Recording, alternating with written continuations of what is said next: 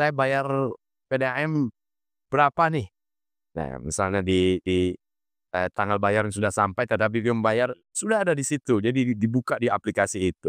Ini bukan mimpi, ya. Insya Allah kan saya pasti lakukan.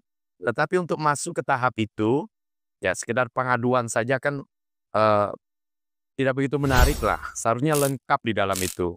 Ya, bagaimana kita bisa mau membuat sambungan baru atau mau memasang PAM, ada toolbox. Nah, nah, sudah ada di dalam layanan CIS tadi, dalam sistem SARA di situ. Nah, dan yang serta customer informasi sistem itu.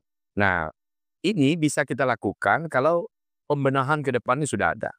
Ya kalau bagaimana sekarang orang mau tahu saya bayar berapa bulan ini, ya pelanggan kita tidak punya manometer.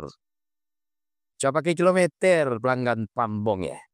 Nah, jadi rekening saja diterbitkan sekian 10.000, 70 sekian, 80 sekian, asumsi. Hitungan Asumsi berarti ya, Fit, ya. Ah, asumsi. Terima kasih sekali masyarakat pelanggan PDAM yang luar biasa baik. Akhir kadang macet tapi bayarnya rajin terus. Dasarnya tidak ada. Saya, William Bahtiar, ya seluruh pelanggan PDAM dan masyarakat Banten, saya akan menghentikan itu ke depan. Ya. Bayar harus ada dasarnya.